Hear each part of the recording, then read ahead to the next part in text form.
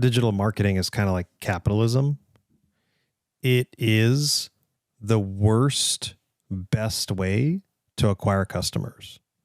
The reason I say that is that if you're a entrepreneur and you have another way to acquire millions of customers, please do that. Right? Whether it's word of mouth, virality, customer experience, if you don't need to spend money on the internet or spend your time on social media, you have achieved the holy grail.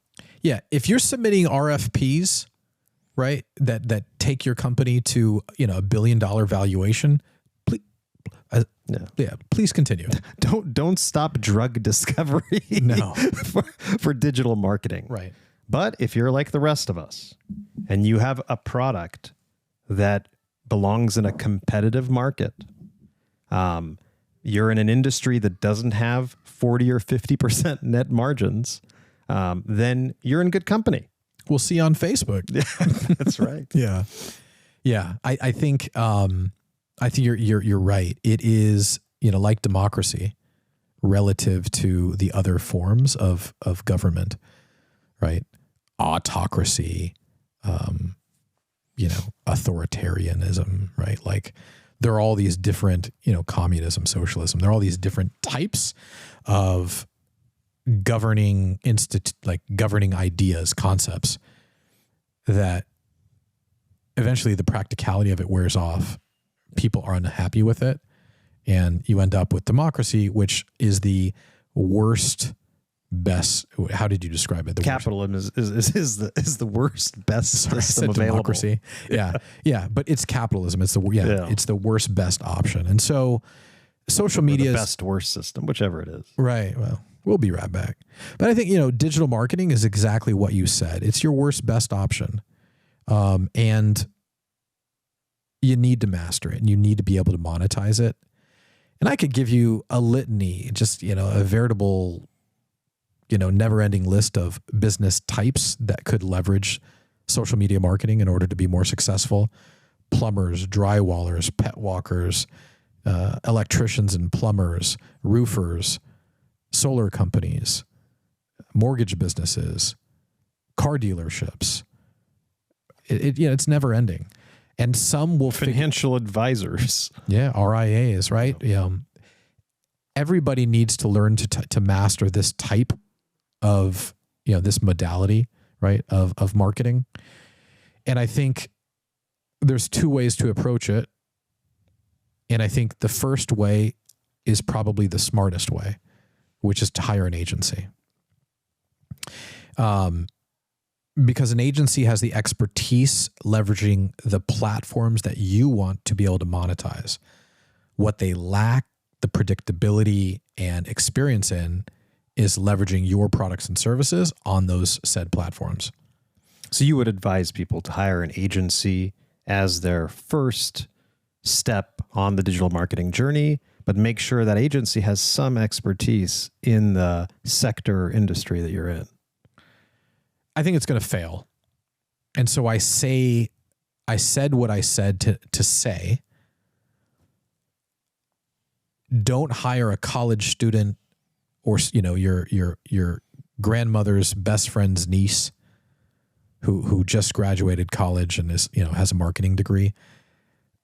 In the university, they're teaching marketing from 15 years ago, 20 years ago, because that's when these textbooks are printed. So the market, right, is far beyond where the textbook ends. Yeah, which is amazing that, we talk about small businesses failing every day and what enormous percentage of them. And a lot of that has to do with just simply not iterating and not keeping up with the times. That's well put. Right? Had our business sat in the stone age of making outbound phone calls, right, and tried to continue doing that, for the last 15 or 20 years, it would have failed. Yeah. Well, there were so many times where failure was just around the corner. And I think as a small business owner, when you're so close to failure, right? that's when you realize there's more options at your disposal than you truly had thought. Yeah. Every time you pivot, you're stealing victory from the jaws of defeat. That's absolutely right. That's absolutely right. But like Kipling would say, right, you should also treat failure and success as if they're the same thing. No, they don't exist. Even better. Yeah. Because success and failure truly don't exist. They're just milestones. And we've talked about this before, right? And that's the thing with iteration. And so getting back to the idea or concept of why digital marketing is important, I would argue that you should first hire an agency. And the agency has experience utilizing and leveraging these social media platforms. They don't necessarily, and they won't. And I want to caution people with what you said, because you're like, well, they have to have experience in your field or in your vertical with your SIC code. I don't think that's relevant because it will fail. So what does failure mean I think failure means you won't achieve a positive ROAS, a return on ad spend. Okay. But you'll lose money. You'll lose money. You'll lose money because the way agencies work is they charge you a fee, like a monthly retainer. And then on top of that, they're going to charge you 10% on your ad spend. So let's say the monthly retainer for the agency that you would hire. The agency. Absolutely. We'll tell you more about that a little bit later. This is all headed towards monetization, obviously. But yeah, tell us how it's a bad idea. Well, it's oftentimes a bad idea if you don't have control, and it's a closed loop type of feedback where it's like a vacuum and no good information gets in, and it's just sort of stale air. And so the danger of hiring an agency and you not having your fingerprint on what their output is in terms of ad creatives, in terms of ad strategy, and in terms of witnessing, understanding, approving, and being comfortable with the return on ad spend is, I think, certain failure, right, is just around the corner. But like you said, failure and success, triumph and defeat are really just one and the same, right? You'll hire an agency, and likely you will learn how these platforms work. You won't necessarily refine the best strategy over time with working with them, but you'll learn a lesson. And those lessons in life are invaluable. And so maybe it propels you forward to go on LinkedIn and look at all the people that work at that agency, message them, both the sales and the strategy side, and say, hey, it didn't work out with the agency, but I would love to talk with you and see if you have any interest in sort of moonlighting and working on this project closely with us. And so maybe in this pivot and in this iteration, right, you're slowly but surely getting closer to your goal, which is learning to advertise on social media, but also learning how to leverage your product, your service, and monetize on social media and have that positive return on ad spend. Yeah, I think in our experience with Cardiff, one of the big roadblocks to having a positive ROAS with an agency is that while they're excellent at strategy and the tactics required to deal with platforms and put advertising onto platforms, they are not experts on the actual content that they're delivering. And so if you do not have the right content prepared, right, the right collateral, right, the right creative beforehand, you are setting yourself up for failure. Now, can I add something to that? Please. I want to give a hint. I want to give some strategy. I want to give some value. So we've already talked about, like, if you're looking for a social media strategy, a digital marketing strategy, just hire an agency. Go to Google, type digital ad agency, right? And that means you're ready to spend like $5-10 grand a month, most likely. I would say at least 20,000 to start. Otherwise, that monthly retainer, oh gosh, that's going to crush your return on ad spend. Yeah, important information. Dean with the Karch Karai right there with the setup, dynamite setup. Yeah, you can't go into this saying, well, my ad spend is going to be $5 grand a month. That just doesn't work. right? Go on Fiverr, go on, one of these types of websites and find some guy in a foreign country that'll stand this up for you.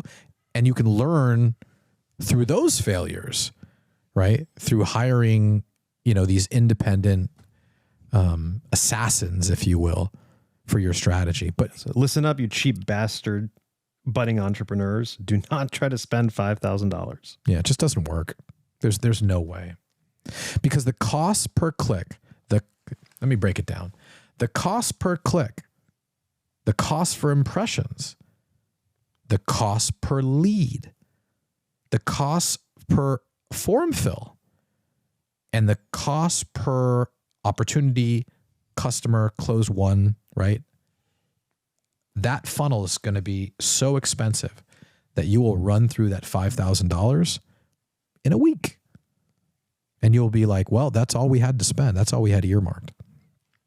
So you got to make sure, like Dean says, that you have cash reserves, right, to be able to experiment with, right? So this is absolutely no different than us telling you need to hire a person for a particular position and you saying, well, I only have a budget of $5,000.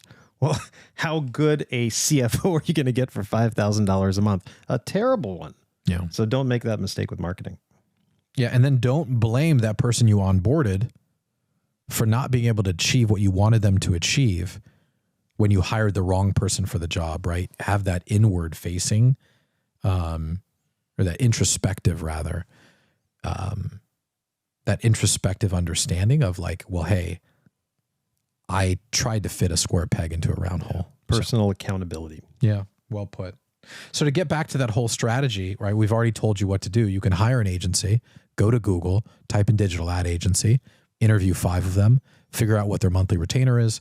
Generally speaking, it's $2,000 to $5,000. And then they take 10% of your ad spend. So you're going to spend 20 grand a month, right? Safe to assume you're going to spend $2 to $5 grand as a retainer, right?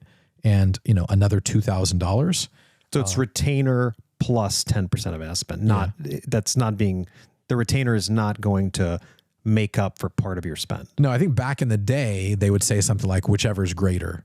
But now it's like, we'll take both.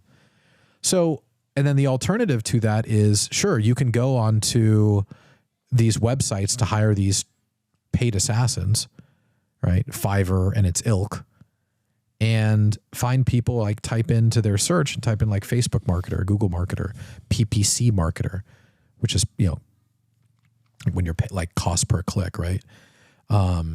So that's one part of the strategy or the value that I wanted to deliver in this chat. But I also wanted to talk about the iteration of it.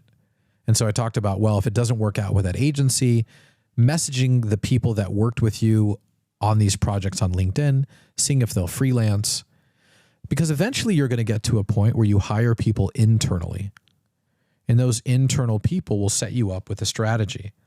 With social media marketing, there aren't a ton of choices, right? And so let's go through those real quick. You have Meta, which is comprised of Facebook, which is what you call display. Yeah. Well, yeah. Facebook and Instagram. You also have on the Google side display, and you also have, right, like PPC.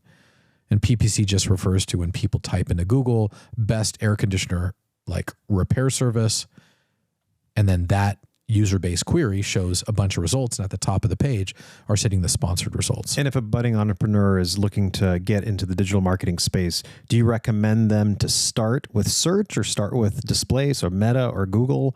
Should they do a mix of both? Does it depend on what product they're selling? I would say you want to have a strategy for both.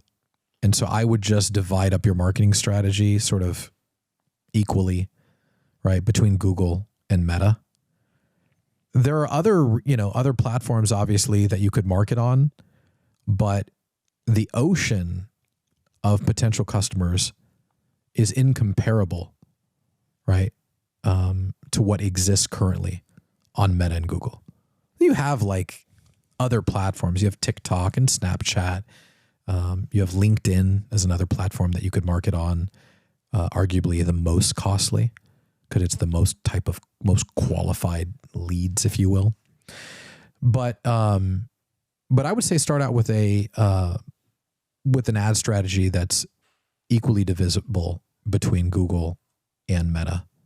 Yeah, I think that if you're an entrepreneur in the sort of millennial or Gen X generation, or sorry, Gen Z generation, right? We're probably preaching to the choir. You guys understand the digital marketing is the only place to sell products today, but there are definitely entrepreneurs out there in their 40s and 50s and 60s, and we want to be very careful that you understand that direct mail and the telephone and other sort of ancient modes of communication with customers are not the way to go. No. That the ocean, like you said, the ocean of prospects is online. It is on social media.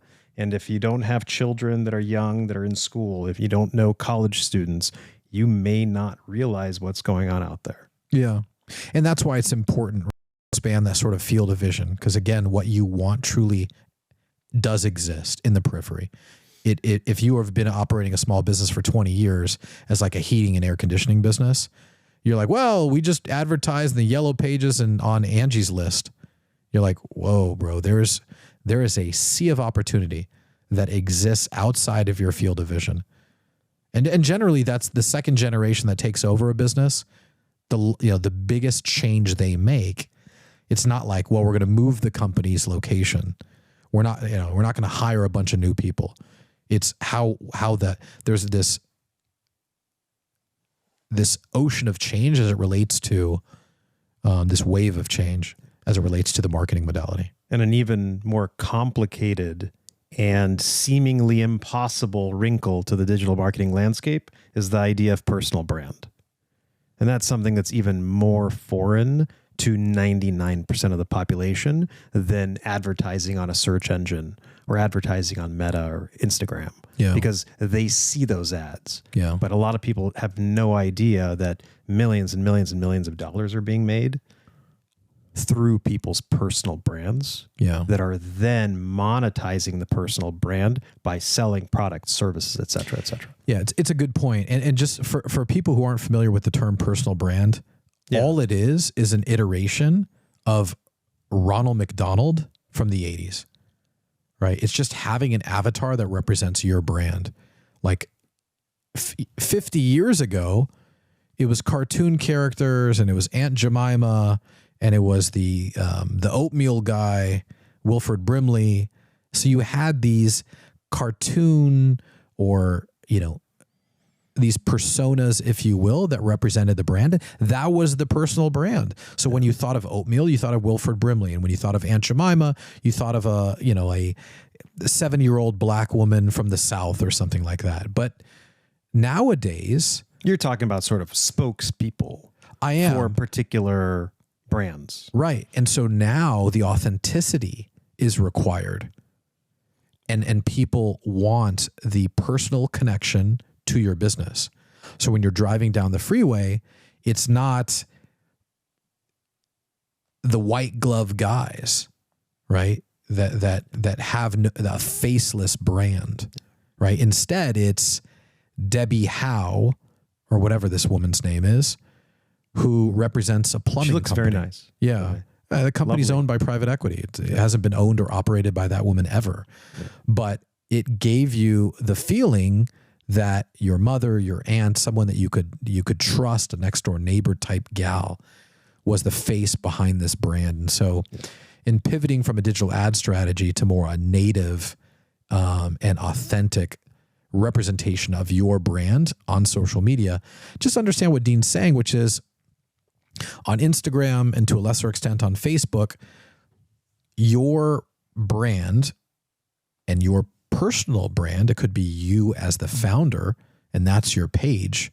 That's where you're investing, building. That's your digital storefront. So, back in the day, 30 years ago, what mattered was when you're driving down the street and you saw a sign for a diner, but the E in the name of the diner wasn't illuminated. You're like, ooh, I'm not going there. What is it? They can't even keep their lights on for their sign. I'm not going there. Well, that was their brick and mortar storefront. And it was very important to portray a nice looking storefront. nice signage, right? Well-kept lawn, whatever you want to call it. But nowadays, it's your digital storefront that matters. And as it relates to your point on a personal brand, your personal brand is your digital storefront. And so having that well-kept garden matters. Having it clean and concise, and being able to have UGC, which is user-generated content, and content that displays and showcases what's inside your store, who your employees are, what your products and services are in a video, right, modality. Matters. We think about like who the pioneers of personal brand are. I mean, for me, I think about Walt Disney, right, with the Disney company. Mm-hmm. I mean, Walt Disney had a personal brand, right? We think about Steve Jobs. Everyone understands that one, right? Steve Jobs understood personal brand before an iPhone came out and before New Balance, Levi's jeans, black turtleneck. And he understood how to deliver those things using the media that was available to him at that time. Right. Right. Which is not the media we have available to us today. Yeah. There are a bunch of leaders of large companies that have built a cult of personality, right? Warren Buffett's one, Walt Disney's another, Steve Jobs, Bill Gates. The list goes on and on. How did they achieve those heights using the technology that was available to them at the time? They had coaches. And so what I want to do is just pause right here. And if you're trying to build a personal brand and you're trying to leverage digital marketing for your company, but you're lost because this isn't natively, this isn't stuff that's native to your understanding. This is foreign. What I want you to do is consider joining us. Go to www.jointhefraternity.com. It's an online community. Really, it's a think tank of entrepreneurs, 6, 7, 8-figure entrepreneurs that are trying to achieve 9 figures and beyond, sharing resources, no scarcity mindsets. They want to network. They want to share vendors. They want to share stories, experiences using these social media platforms, how best to approach it, right? What obstacles to overcome. Join us. It's an online Zoom every Thursday at 4 p.m. Pacific. www.jointhefraternity.com. And it's 30 days free, no credit card required. You got nothing to lose and everything to gain. We'll see you on the next Zoom. But getting back to your point on personal brand, there were iterations, just like marketing. These guys were leveraging what they had at the time, right? And making sure that the contemporaneous platforms that they could advertise on, right? Which could mean doing an interview, which could mean delivering a keynote, which could mean being on a panel at an Adobe Summit, but leveraging those modalities in order to build not only their brand, but build their personal brand. Because like you said, these people knew, understand, and embrace the fact that people wanted an authentic personal connection with the brand. Warren Buffett, I would say, was able to achieve what he achieved by having this sort of grandfather-esque personality on camera, where people are like, yeah, I trust that guy with my money. I don't need to buy a Spider or a QQQ, right? I'll put my retirement with Warren. I've got a personal connection with him. I see him every year in Omaha. He knows me. Yep. And a lot of people have followed in Warren Buffett's footsteps, trying to cultivate that same type of media savvy personal brand in the investment world. So give me some examples. I mean, for one, you see Bill Ackman today, right? He runs Pershing Square, right? Which essentially, is a kind of a hybrid between a hedge fund and a investment advisory, right? A publicly traded fund for investors. And he is doing his darndest to become Twitter famous, right? And utilizing all sorts of social media platforms. So he understands, this is a billionaire who understands the value of building a personal brand from scratch. Weighing in on politics. All sorts of things that you just wouldn't have imagined. Right. Yeah. And you know why, right? It's not because he got up one morning and decided that he wanted to share his opinion with everyone for no good reason. he believes that there's long-term financial value to this brand that he's building. There's also a risk. So we should talk about that. And it's the same risk with hiring a marketer within your firm, or hiring a sales manager within your firm, or hiring a computer programmer. If the firm is represented in any of those corners by a singular person, and Dean and I often refer to it as like the hit by the bus example. If you're head of sales, if you're head of marketing, if your one programmer is hit by a bus overnight, well, what are you going to do the next morning? And that's the risk of creating the personal brand without a legacy. People often ask me, William, you're a tremendous leader. What would you say makes you a great leader? And I would first caution people to call me a great leader. I think that's ego. But I would say where I succeeded, I think it's fair to say, where I've done well in life is I've hired other leaders and helped them grow to be able to own their function, their modalities, thrive with respect to what they're passionate about, not forcing a square peg in a round hole and hoping that they'll be the director of marketing when their skill set was they taught third grade public school. But I've been blessed, I've been lucky to be able to see life through a unique lens, find those key leaders and put them into corners of the company where they can grow and thrive. Brad Lee says, I'm a great leader because I hire other great leaders, or I build other great leaders. Okay. Perfect. And my question that comes to mind when I hear stuff like that is how? Because when I think of great leaders, I think great leaders have an easy time hiring other great people. Mm-hmm. That's just day one. That's the beginning. That's step number one. That's super simple. What are you, a master of looking at resumes? Good job. Congratulations. You saw Harvard on the resume and you saw some pedigree and amazing things they've accomplished. So what? That doesn't make you a great leader just hiring somebody. What makes a great leader, and what you've done so well, is instilling your own unique and special vision into those great leaders. And instilling is one thing, but making them see it and believe it, because that's where the longevity comes from, and being able to retain talent. Hiring it, I think anyone can do that. Listen, you gave me a compliment. I fear the Greeks even when they bring gifts. Thank you.